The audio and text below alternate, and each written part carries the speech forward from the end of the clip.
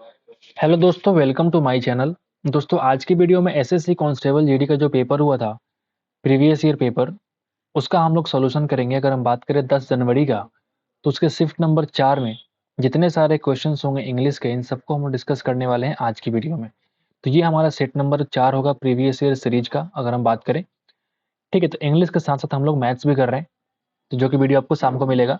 मेरा नाम बबलू सोनी है और मैं सीजी अकाउंटेंट हूँ। दिल्ली के अंदर पोस्टिंग है हमारे। हमने 2 बार सीजीएल क्रैक किया है, तो मुझे मालूम है कि प्रीवियस ईयर क्वेश्चंस कितने इंपॉर्टेंट हैं। तो अगर आप देखेंगे तो बिल्कुल आपको भी प्रॉफिट होने वाला है। ठीक है, इसलिए मैं आपके लिए इतना हेल्प करने की कोशिश कर रहा हूँ। ठीक है, तो अगर आपको अच्छा लगे तो लाइक कर दीजिएगा हमारे वीडियो को, अच्छा नहीं लगे तो डिसलाइक भी कर सकते हैं। ठीक है, आइए शुरुआत करते चलते हम लोग सीधे इंग्लिश क्वेश्चन की तरफ। आइए, टाइम वेस्ट नहीं करते हैं। ठीक है, ये आपका इंग्लिश आ चुका है। तो यहाँ से क्वेश्चन नंबर 1 आ चुका है। ठीक ठीक है, पार्ट डी इंग्लिश आ चुका है। ठीक है, क्या बोलता है, the sentence given below has one misspelled word. एक वर्ड जो है मिसस्पेल्ड हुआ है, आपको स्पॉट करना है कि कौन सा मिसस्पेल्ड वर्ड है। ठीक है, तो इस तरह के सवाल में क्या होता है ना कि चारों ऑप्शन सेम ही होते हैं, बस अर्थ कि आपको उसका सही स्पेलिंग वाला वर्ड चुनना होता है। तो इसको पढ़ने से कोई फायदा है भी नहीं अगर आप देखेंगे, हालांकि पढ़ लीजिए। He wishes to be an orthopaedic surgeon. Orthopaedic नहीं बल्कि ऑर्थोपैडिक होता है। ठीक है, ऑर्थोपैडिक, इसका मतलब क्या होता है, जो हड्डी के डॉक्टर होते हैं उसको बोलते हैं हम लोग ऑर्थोपैडिक। हड्डी के डॉक्टर को हम लोग क्या बोलते हैं, orthopaedic.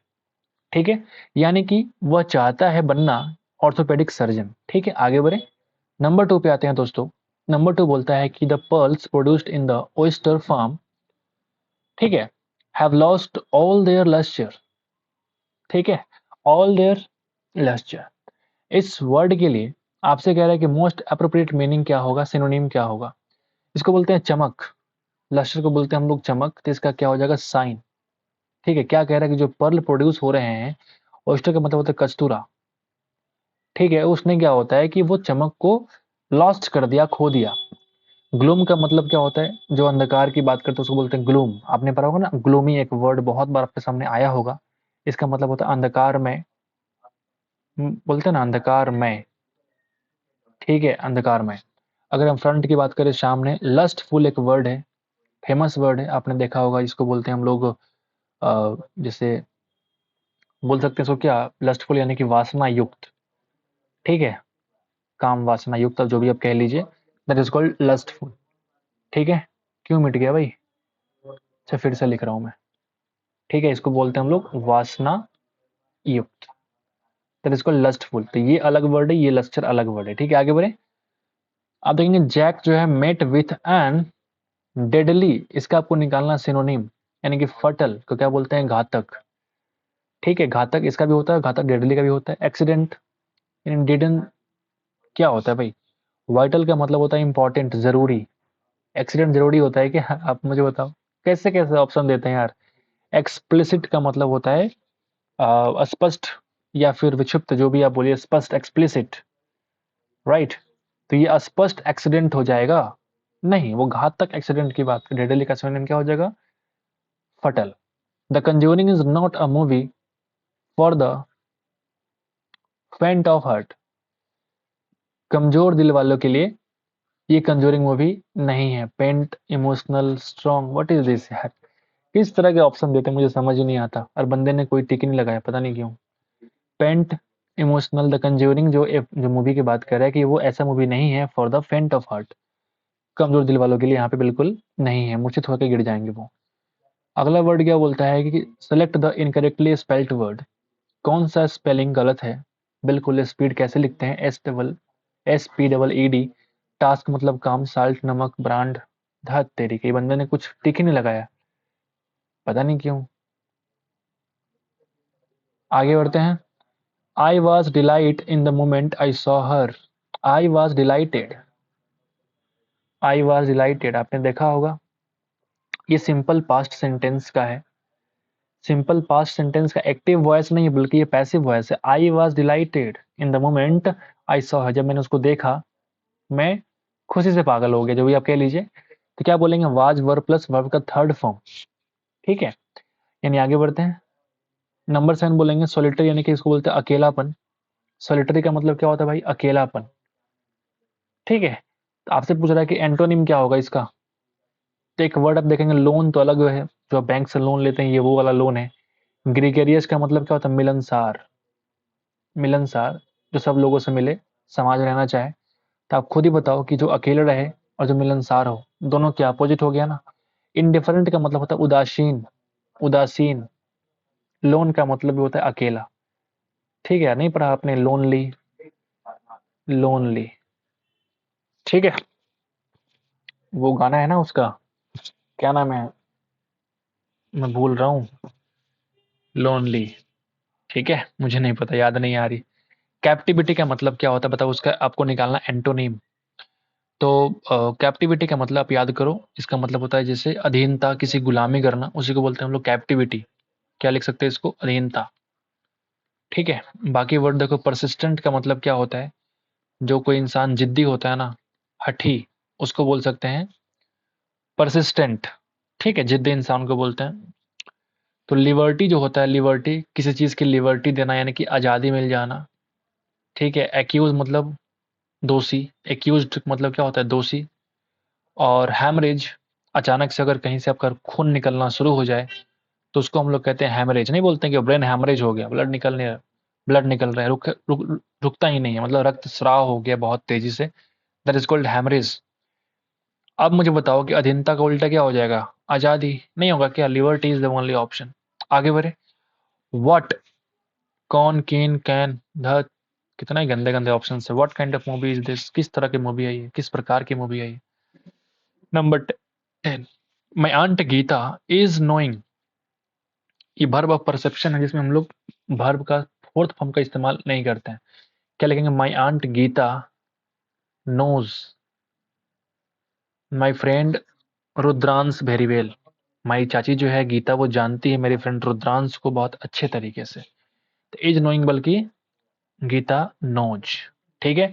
The country has an abundant, abundant का मतलब होता है प्रचुर मात्रा में, एबंडेंट सप्लाई ऑफ मिनरल्स। तो एम्पल भी क्या होता है? प्रचुर मात्रा में, पर्याप्त मात्रा में। नेचुरल, स्वाभाविक। स्पार्स का मतलब क्या होता है? जो स्पार्स हो, हल्का हल्का हो, धीमा धीमा हो, इट इज कॉल्ड स्पार्स। ठीक है। आर्टिफिशियल मतलब कृत्रिम, क्या बोलते हैं इसको? कृत्रिम। ठीक है, आगे बढ़े। The whys and wherefores, the whys and wherefores आपको निकालना है appropriate meaning of the given idiom. ठीक है, बढ़िया सवाल। इसका मतलब होता क्या है? ये एक्चुअल में जैसे कोई भी अंडरलाइंग रीजन है ना, उसी को बोलते हैं हम लोग the whys and wherefores. या फिर किस चीज का कारण होना, that is called cause of something. Cause of something, किसी भी चीज का कारण होना, that is called whys and wherefores. ठीक है, जिसको बोलेंगे हम लोग अंडरलाइंग रीजन। समरी का मतलब तो सारांश होता है, यहाँ पे कारण का कुछ बात ही नहीं चल रहा है, सारांश क्यों बोलेंगे हम? इंटरोगेशन, किसी का इंटरोगेशन करना, जांच पड़ताल करना। ठीक है। माइन्यूट ऑब्जर्वेशन, माइन्यूट का मतलब होता है छोटा, ऑब्जर्वेशन यानी कि सर्वेक्षण, जो भी आप कह लीजिए। तो ये word whys and wherefores क्या होता है? कॉज ऑफ समथिंग होता है। तो वो एक सिंगल वर्ड आपको यहाँ पे दिख रहा है ऑप्शन में, अंडरलाइंग रीजन। ठीक है, आगे बढ़े। 13 बोलता है कि the person in ragged clothes, फटे पुराने कपड़ों में, जो स्लीपिंग ऑन द स्ट्रीट है, वो क्या हो सकता है? वो लर्नड, क्या वो विद्वान हो सकता है? विद्वान आदमी क्या फटा पुराना कपड़ा पहन के रोड पे सोया रहेगा?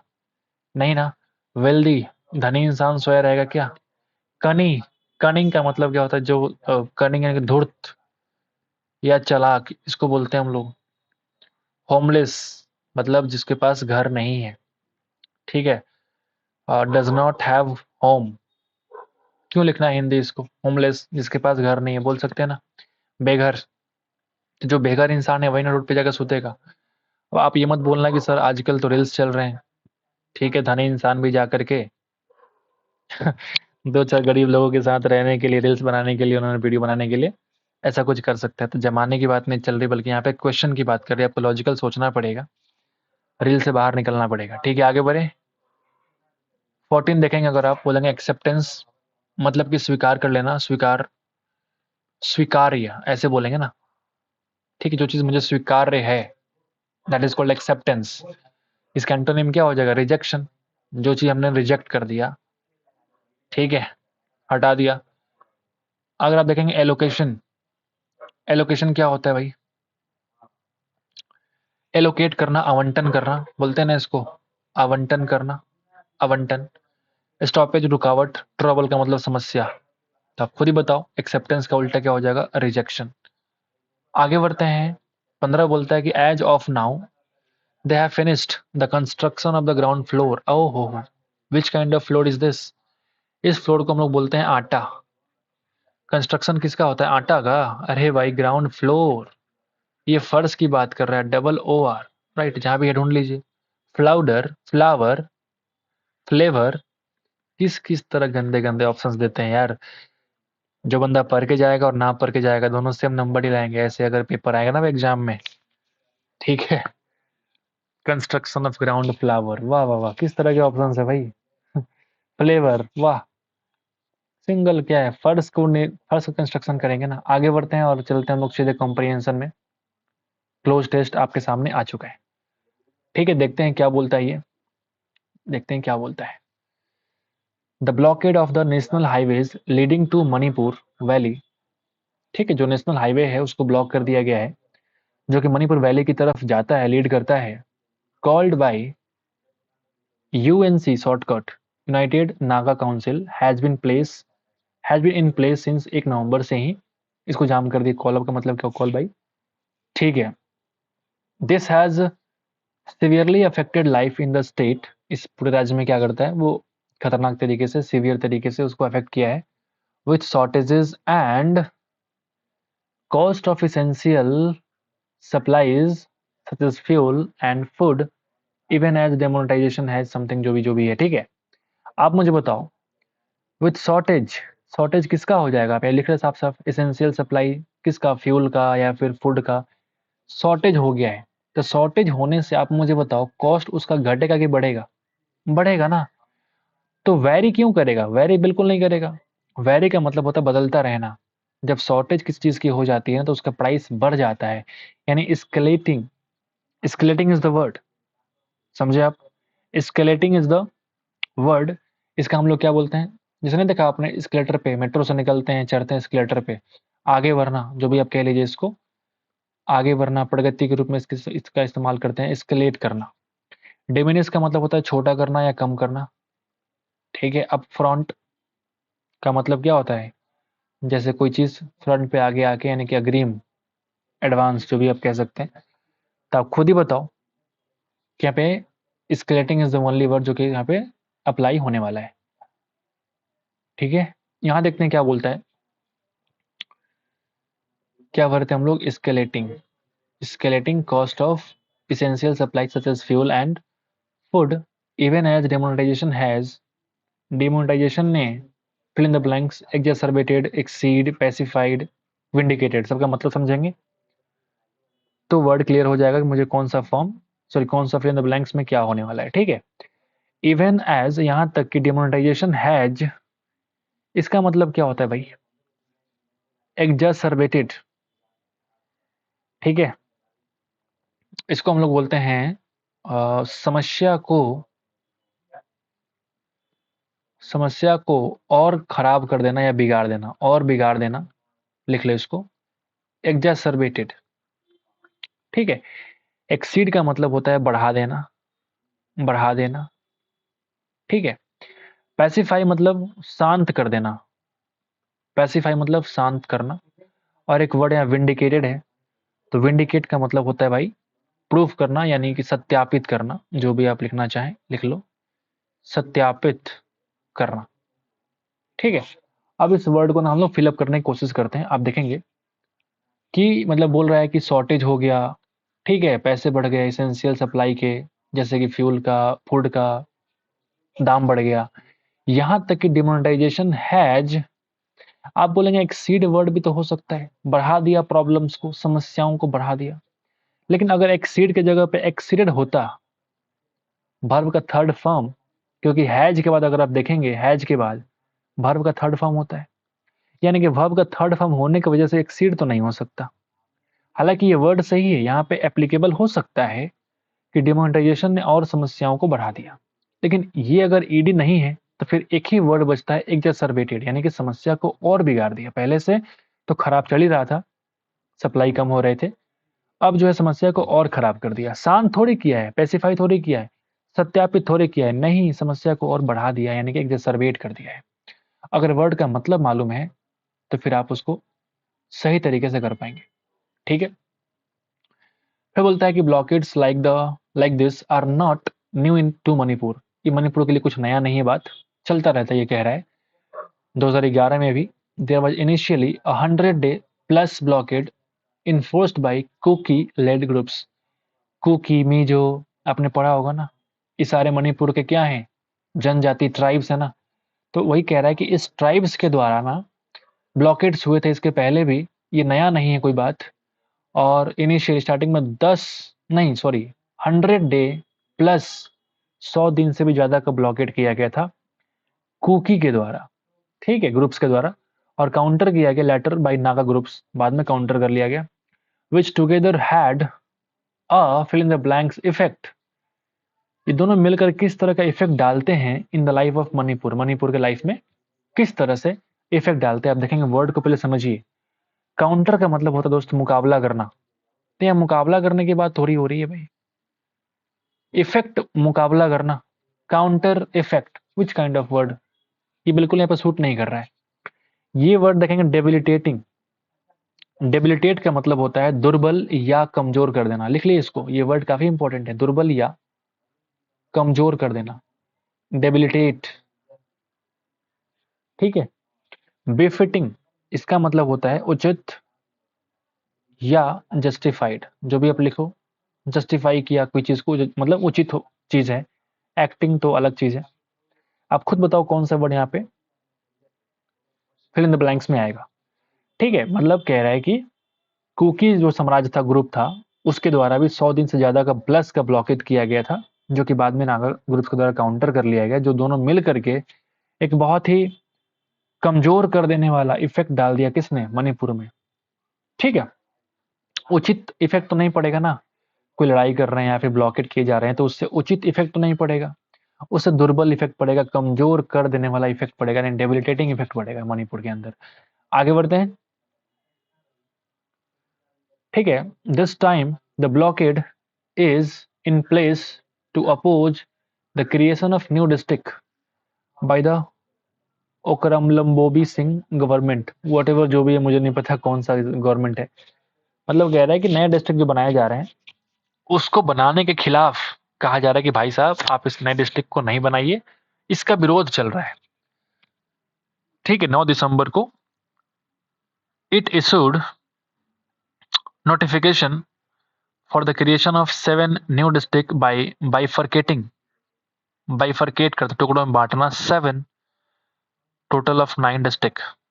ठीक है, मतलब कहा जा रहा है कि 7 जो है नए डिस्ट्रिक्ट को बनाने के लिए क्या जारी किया गया था, आप बताओ। नोटिफिकेशन, जब वही कि सरकारी काम है तो सरकारी काम क्या होता है, गैजेट, उसको बोलते हैं राजपत्र बोलते हैं। राजपत्र में जारी होते हैं ना, नोटिफिकेशन कहाँ पे आता है, राजपत्र में आता है, यानी कि वर्ड क्या हो जाएगा। आप खुद देखो, लाइव का मतलब जिंदगी, लाइवली मतलब जीवंत।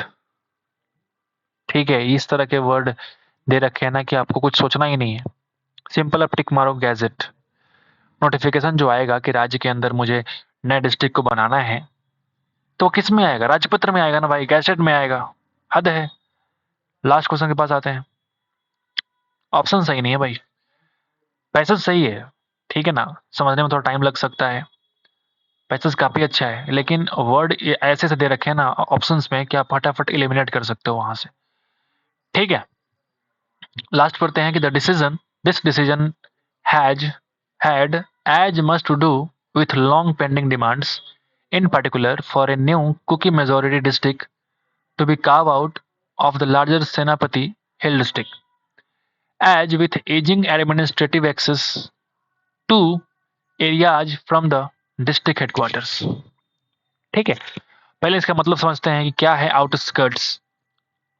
ठीक है, जैसे आउटस्कर्ट बोलते हैं सरहद को या पड़ोस को, सरहद, आउटस्कर्ट्स, आउटस्कर्ट्स या फिर पड़ोस, ऐसा कुछ बोल सकते हैं इसको।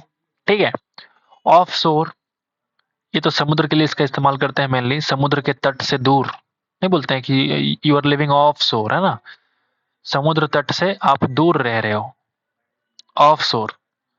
ठीक है, एक वर्ड है सिक्लूड, अलग थलग, बिल्कुल अलग से हो जाना, अलग हो जाना, सिक्लूडेड, एकांत, अलग या फिर एकांत, जो भी आपको अच्छा लगे यहाँ पे लिख लो। लास्ट वर्ड है फार फ्लंग।